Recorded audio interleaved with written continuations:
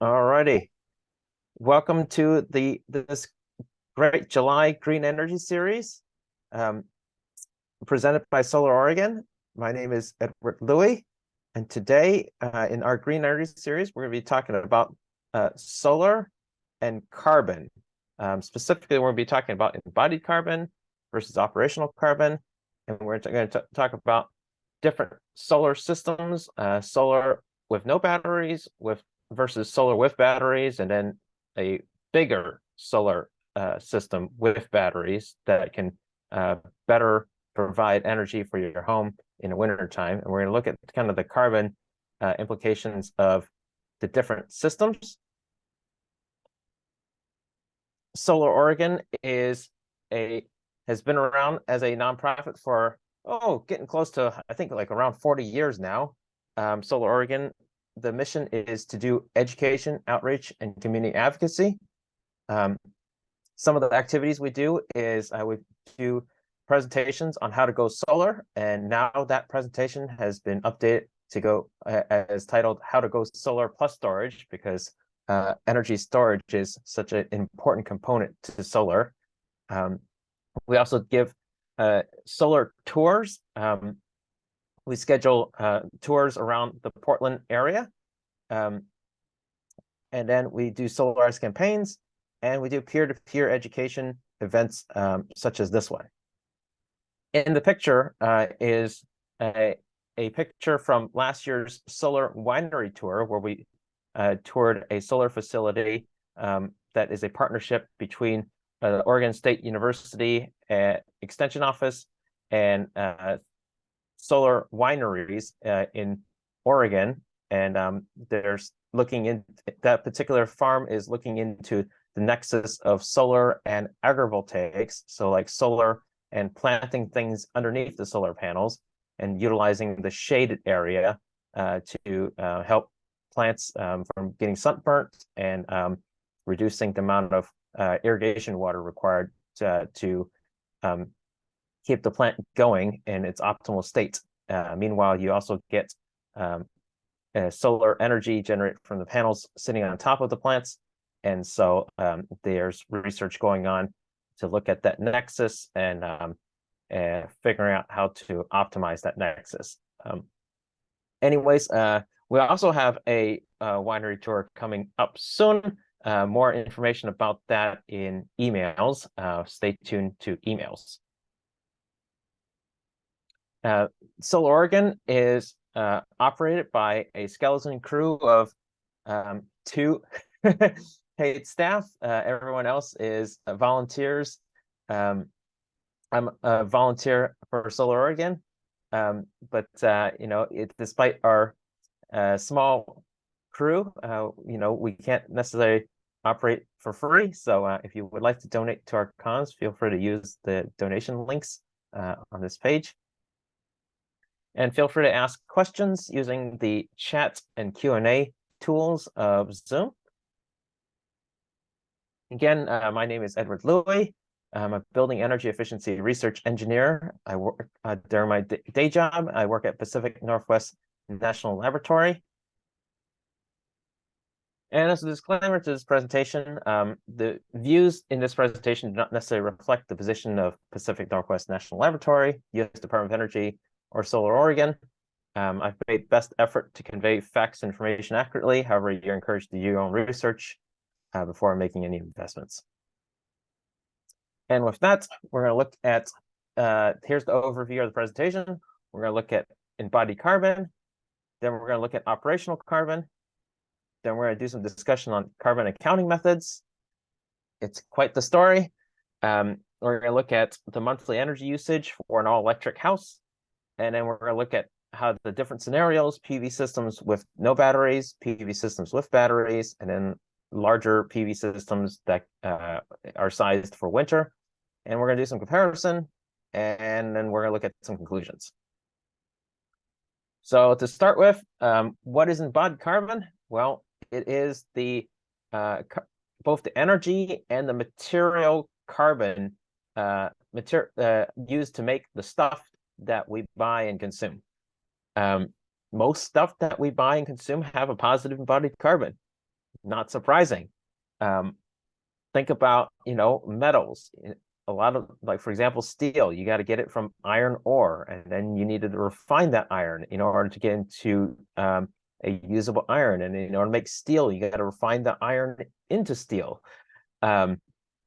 Plastics start out as dead dinosaur juice that comes out of the ground. This black, gooey, tarry stuff, and we have to refine it until it becomes plastics. That all takes a lot of energy. It takes a lot of energy to transport the stuff.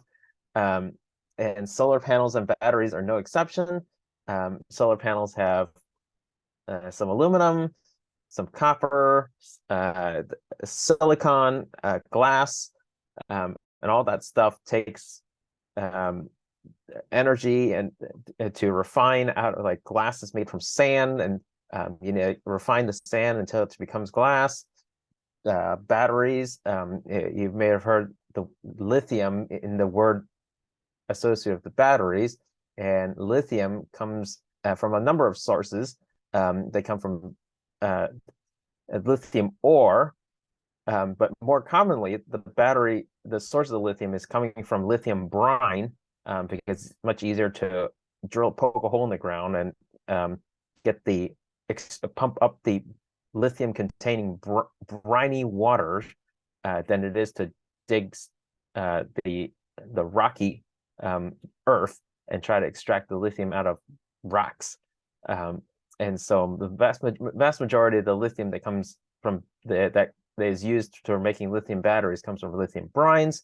And in order to concentrate the lithium out of the briny water, they evaporate the water using these big giant evaporation ponds to concentrate the lithium brine. And then there's also needs to be a process to remove the salts out of and separate the salt from the lithium element.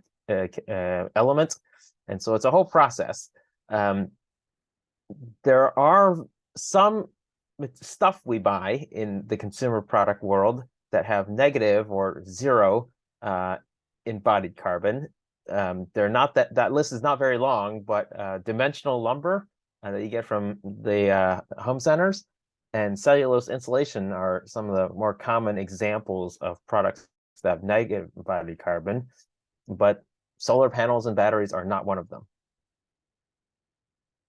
Okay, so, well, what is the embodied carbon of solar panels then? And in the past 30 years or so, solar panels, the embodied carbon of solar panels has decreased dramatically. This is due to improvements in manufacturing efficiency, manufacturing processes. For example, the solar cells have gotten thinner and thinner, and that's a good thing in terms of reducing the material needed to the silicon wafer needed to make the solar cells. And then it's actually super important for making bifacial solar panels, because you need to get the cell thin enough so that light can actually go through the cell and then bounce back off of the white concrete or grass on the other side. And then on bifacial panels, that's how it gets some of its additional efficiency, is by the return trip of these light reflecting off of nearby objects or surfaces and going through the solar panel through the back through the front side. And so you need to make the solar cell really thin in order to get that semi-transparency. And so we've seen a very great decrease in the embodied carbon of solar panels, and that we expect that to continue to get even lower in years to come. Not nearly as, the big wins in manufacturing have already been harnessed. So, as you can see in the graphic, the additional gains is not nearly as significant as in the last 2 decades or so.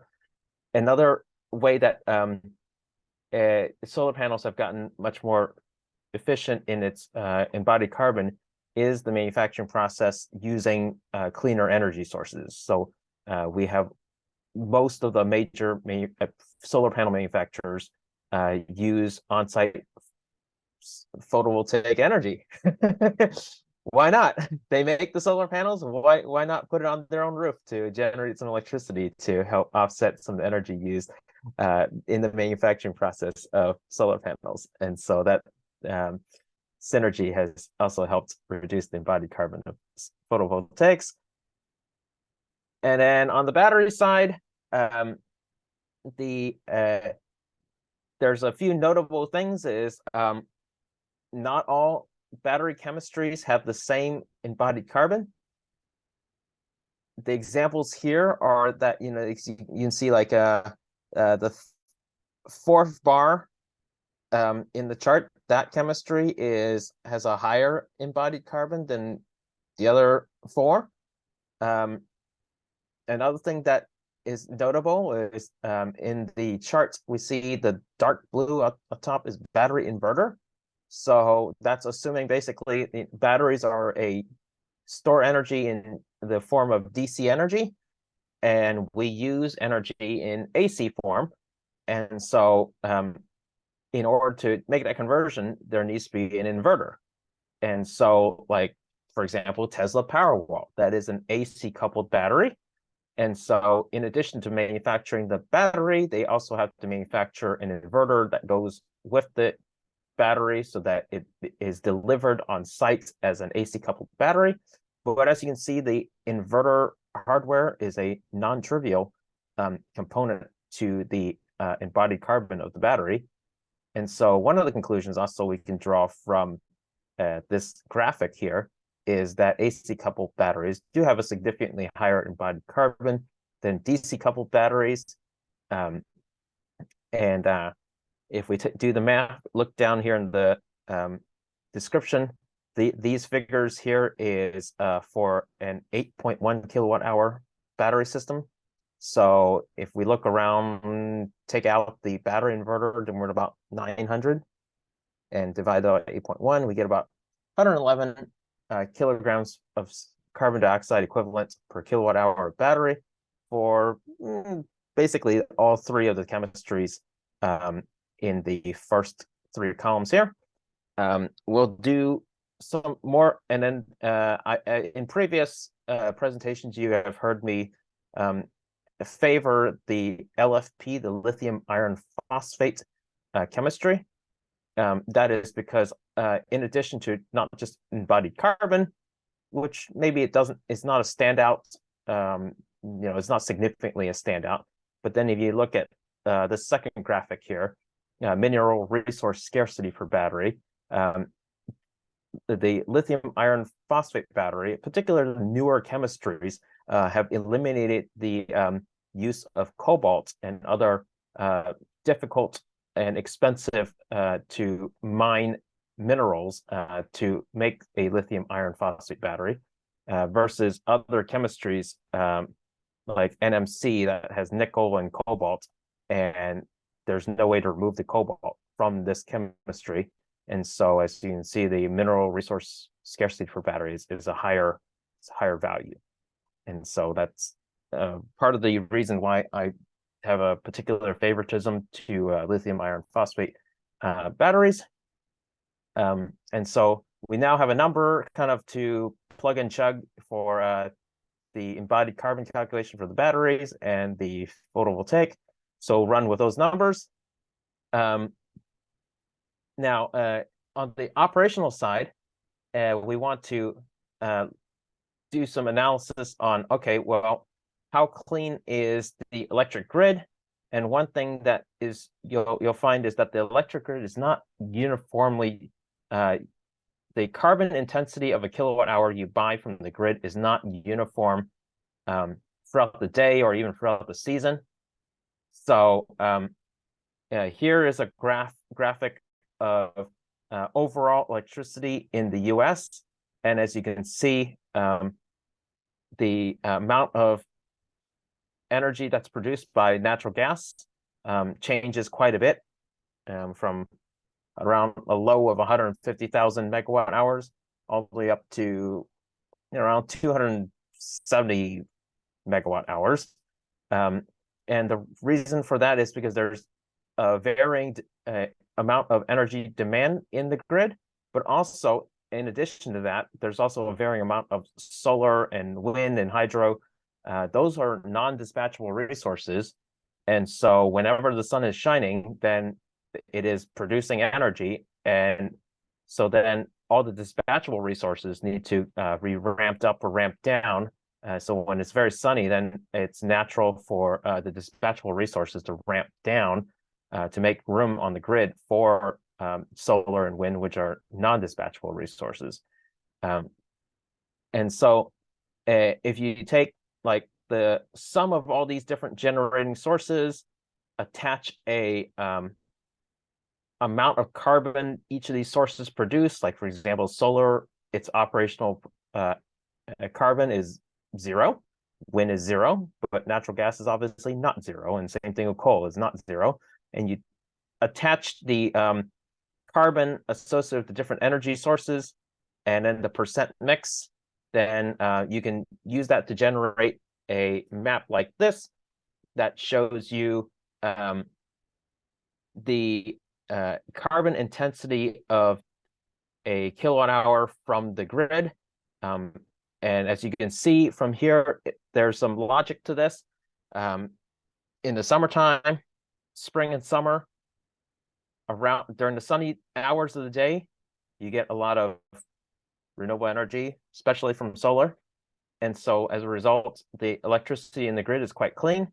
And so and we all know that there's not just rooftop solar, but utility scale solar too. So even the electric utility has lots of solar in very large solar farms throughout here and there.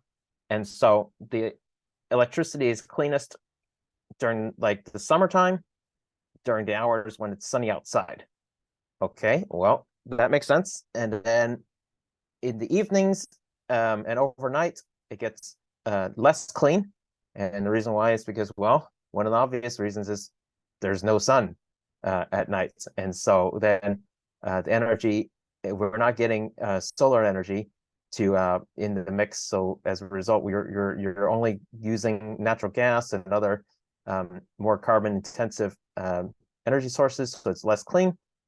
And then in 2019 data, California, if you look at this 2019 data, we see that it's actually most red in August, September.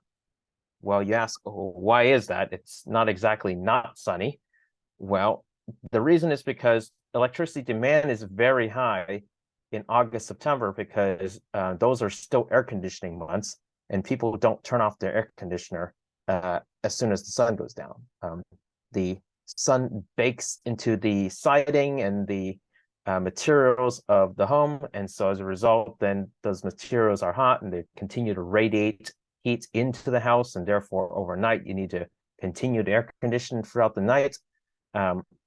And this is in 2019, you know, there's not a lot of battery energy storage systems to collect the solar generated electricity and for use at night. And so, you know, with all those air conditioners running at night, you know, there's very high demand, and that demand is met by coal and natural gas power plants. And so you have a very dirty source. And then it's a little bit less red in December and January because, well, in this, we're only looking at electricity here. So a lot of homes in California have natural gas furnaces as heat. And so they're no longer air conditioning. And by using natural gas furnaces, then the carbon intensity associated with running natural gas furnaces don't appear on this graphic. And so they actually in December, January, they use less energy. California is a summer peaking grid. And we'll look at how that changes in another slide if we were to decarbonize heating and therefore like switch people from using natural gas furnaces to heat pumps, and that will actually drastically change things. And then they did a scenario of what the grid will look like in 2030, when there's even higher penetration of renewables on the grid, as you can see in the sunny hours during the summertime, it gets even darker green. And then there's an assumption that we'll have more energy storage systems, whether it be home batteries or grid scale batteries, so that we'll need to run natural gas power plants less overnight. And so then the areas that were really dark red are a little bit less red in the 2030 scenario. But as you can see in this graph, we definitely need to look at the energy on an hour-by-hour basis, because if you don't, then if you're buying a kilowatt hour off the grid at June at noon, it's actually not that bad to buy a kilowatt hour of energy in June at noon, because the energy that you'll be buying from the grid is actually quite clean. But if you were to buy kilowatt hours off the grid in August at midnight, you'd be buying a kilowatt hour that carries quite a bit of carbon attached to that, and it's not the same. And so that's why. And then on carbon accounting methods, so there's a lot of different carbon accounting methods out there. And some accounting methods don't even look at carbon from an hourly data perspective. Some just look at the average, annual average carbon attached to a kilowatt hour and do the math that way. That's increasingly not a good idea. The one research paper found that, like, if we were to do yearly averages for California, the greenhouse gas reductions associated with solar power will be actually 50%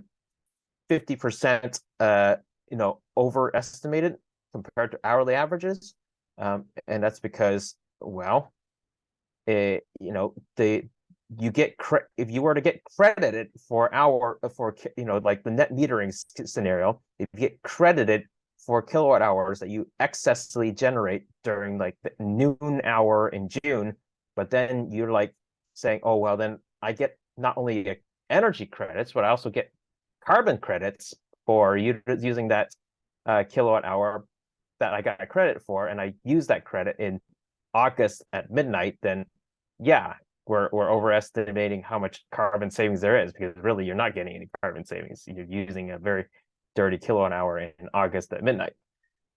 And then another thing is, not everybody agrees with this, but one of the thought processes that I want to present to you is that maybe we can't be doing embodied carbon calculations and using operational carbon to offset embodied carbon. And what I mean by that is, some people will say that you can generate enough kilowatt hours of clean energy to offset the kilograms of carbon that was used to make the stuff, the the steel, the glass, the silicon wafers and stuff. And that is an accounting trick you could do, but make the argument that no, the stuff still is made out of iron and silicon and glass, and there was a embodied carbon attached to that. And so that will never be zeroed out and will never be somehow made negative. In fact, I think the only way you can do embodied carbon calculations is that you can only do that accounting within itself.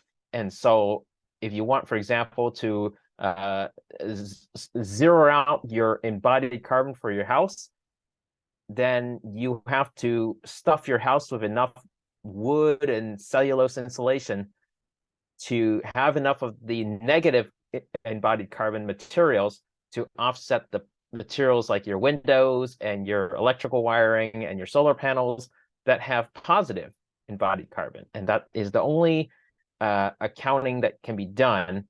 But that's an opinion. Some people disagree. Like I said, there's many different ways to do carbon accounting. But I tend to argue that we should categorize embodied carbon in its own accounting and then account for operational carbon in its own accounting bucket. And another thing is similarly, like I'm trying to explain, like trying to use summer energy excess generation in the summer, not only as energy credits, but saying, well, we offset this many kilowatt hours, and those kilowatt hours had this carbon attached to it. And therefore, we also get carbon credits that we can use during the winter time. That all those kind of abilities to, like, bank credits, whether it be energy credits or carbon credits during the summertime for use in the wintertime. I think those types of bankings it may make sense from a numbers perspective, from an accounting perspective, but from like the real world carbon, that all kind of becomes silly. And a good example, I think, analogy is that you have an abundance of summer fruits. Like right now, watermelons are pretty much dirt cheap. But that's only because there's an abundance of watermelons in the summertime, and therefore the fruit prices are really low. But nobody expects a grocery store to be able to provide you with watermelons in December and also be able to provide it to you at the fantastic prices you can get them at right now.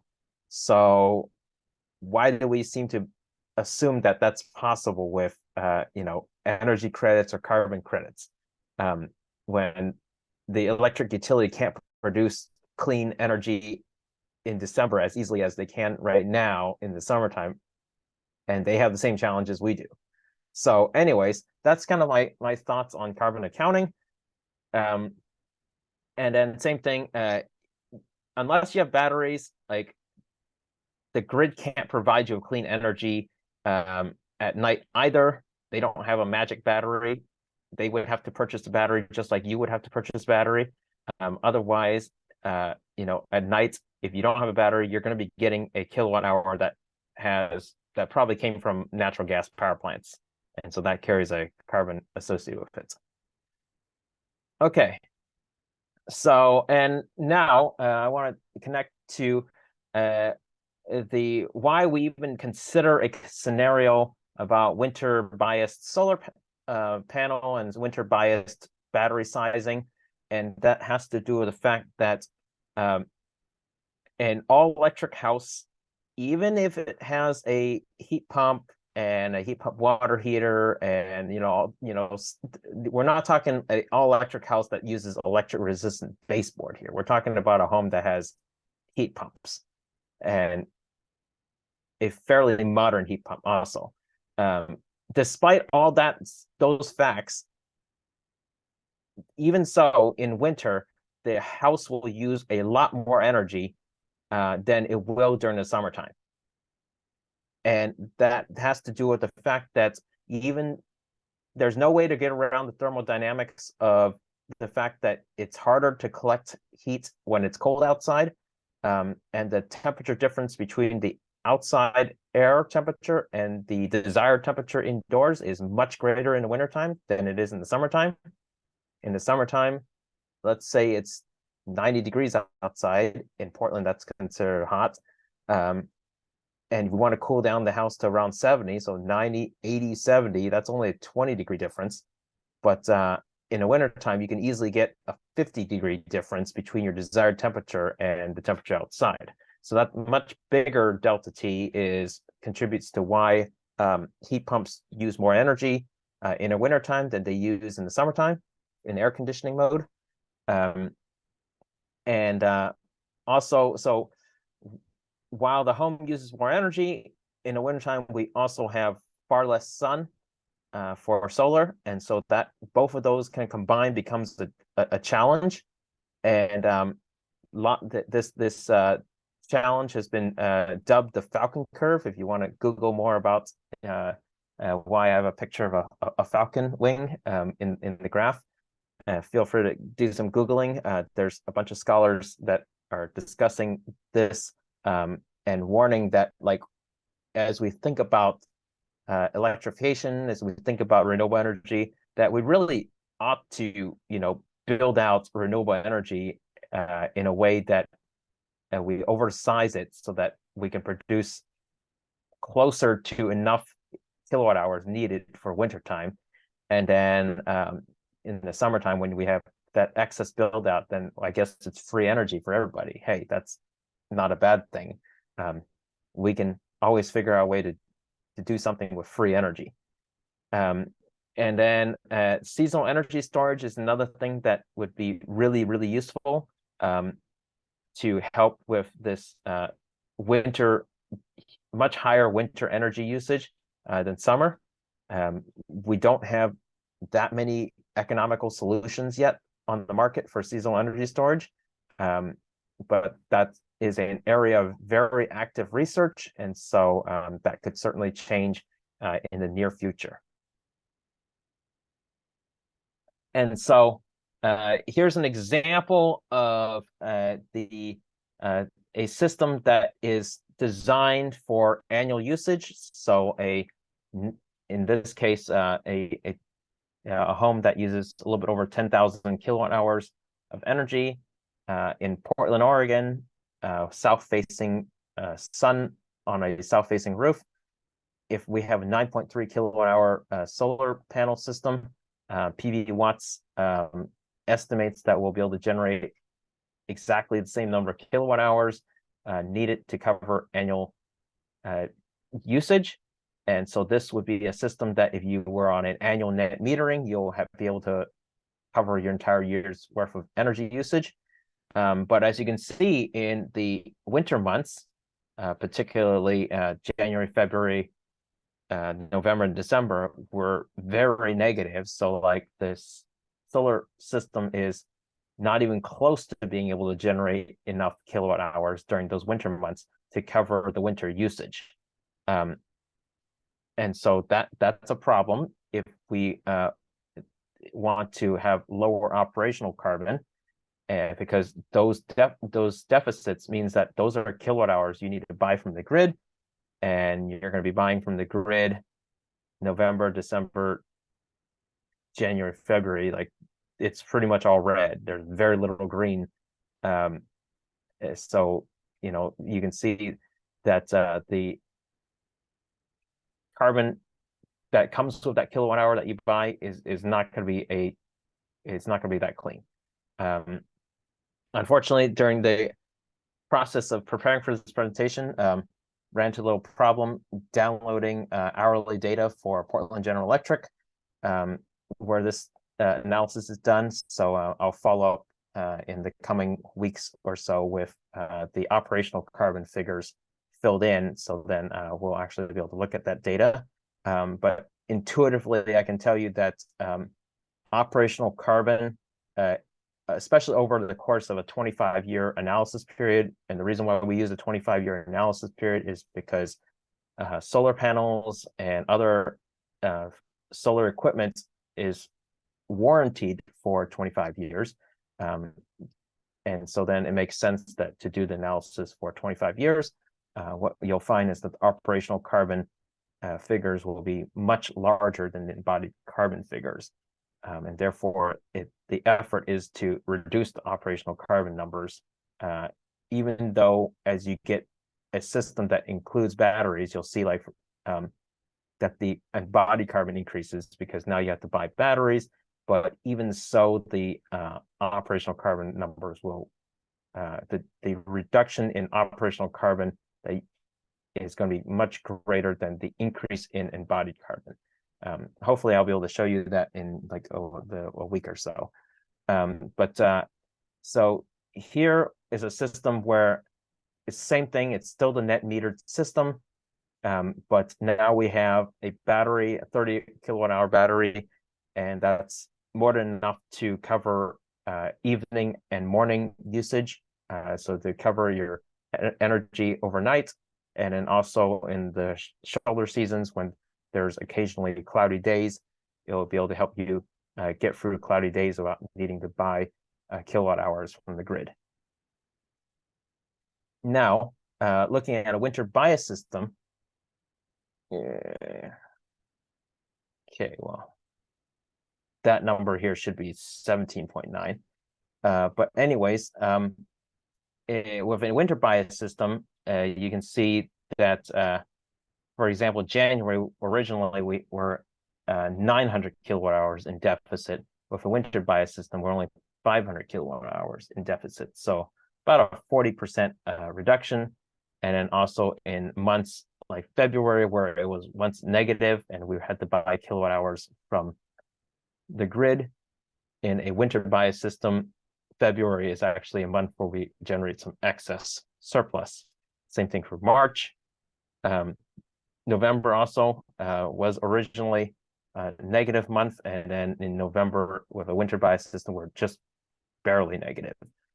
And so this system, 17.9 kilowatt hour versus 9, we're almost doubled in size. And then we're going to also assume that we need to buy about double the size in the battery, because the number of really cloudy days in wintertime is much higher.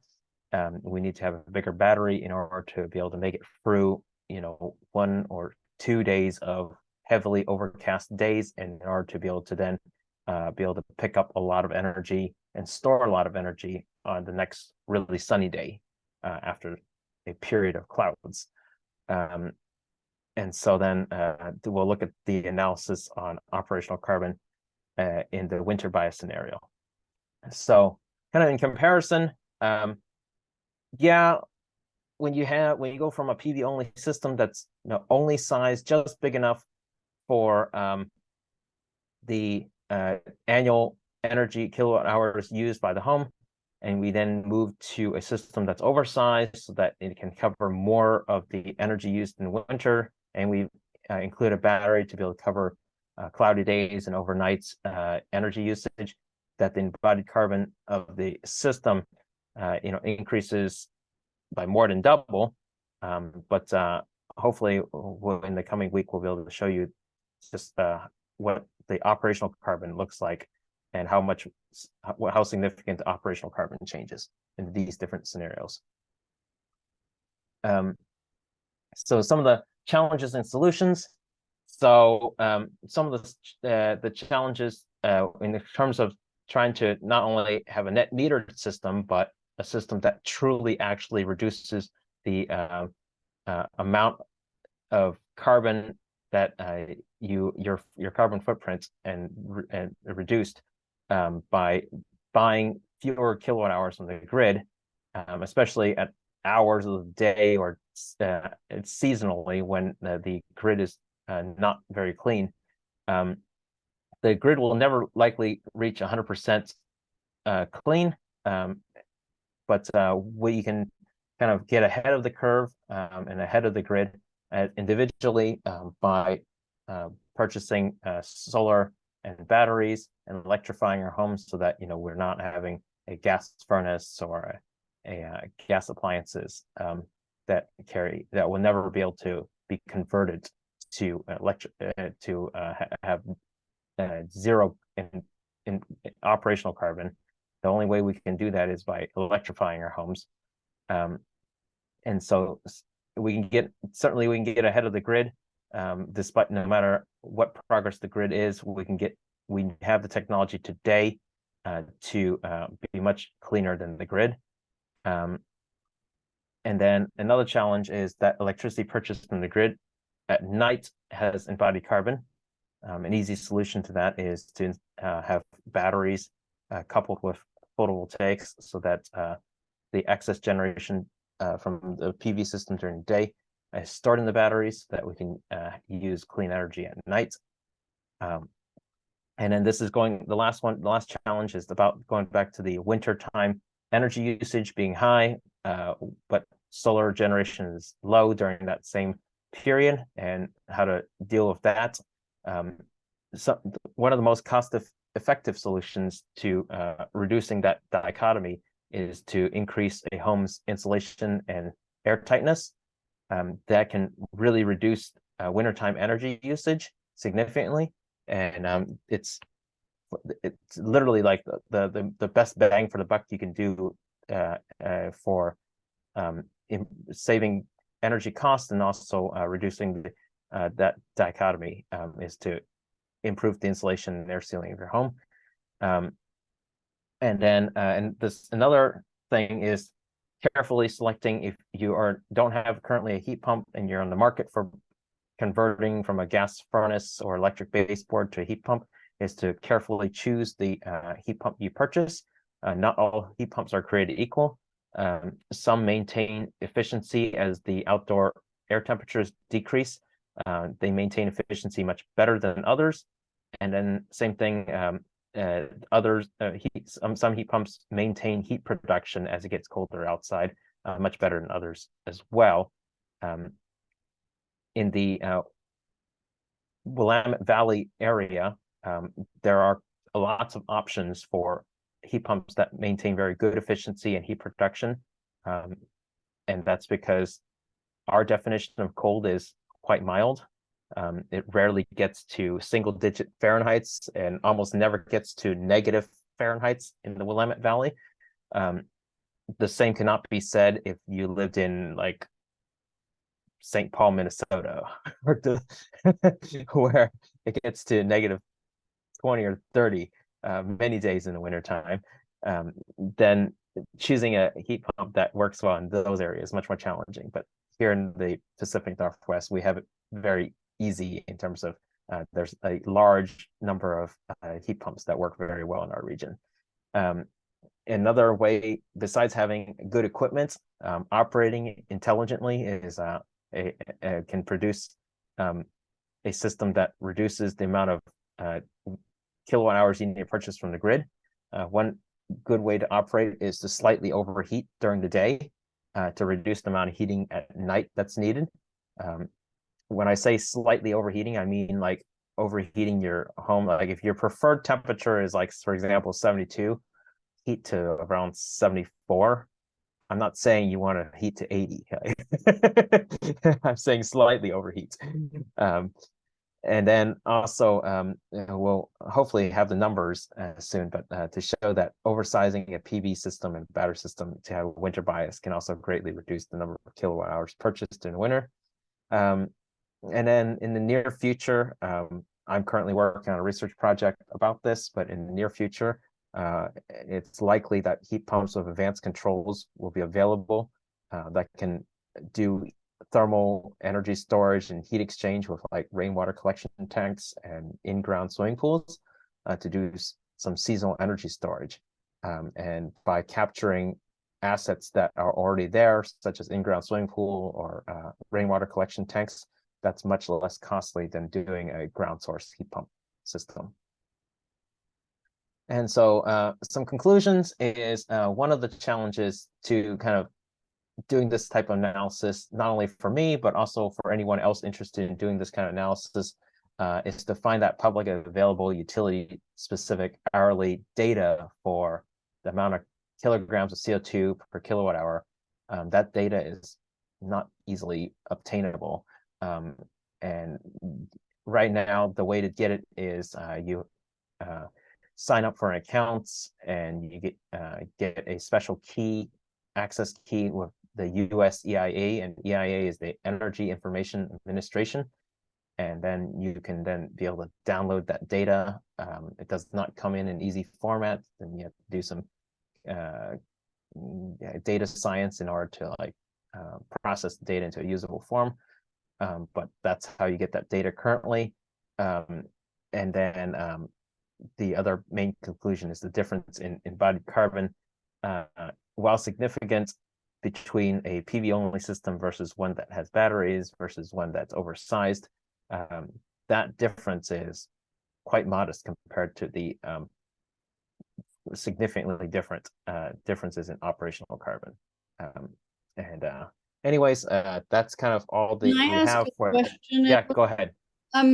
Are you assuming for the oversized system with the double-sized battery that that's roughly no operational carbon? Like, is a rough estimate? No, so as you can see in the winter bias scenario, in December, we're still just a little over 1,000 kilowatt hours in deficit still, even with 17.9 kilowatt hour a kilowatt system. You didn't devise that to totally get rid of any use of the grid. Right, exactly. So you can, if you wanted to, install a very, very large solar system in order to completely be off grid, even in December. There, you may not have enough roof space to do that. Most people may not have enough roof space to do that. Right. If you lived in outside of the city limits, perhaps you have enough yard space to install a ground mount system, in which case you make it as big as you want. And there are off-gridders that have 25, 30 kilowatt hour systems that can get them through December, January without consuming a single kilowatt from the grid. Thanks. Oleg has a bunch of really good questions too, so I don't want to take up all your time, but yeah. I will say most off-gridders, instead of installing a 25 to 30 kilowatt system, they do run a generator, or increasingly a lot of them are using their hybrid vehicle as a generator to be able to provide the energy in December, January. But the other thing I want to do before maybe taking questions is to maybe do a plug for the August 5th, next month's Green Energy Series talk.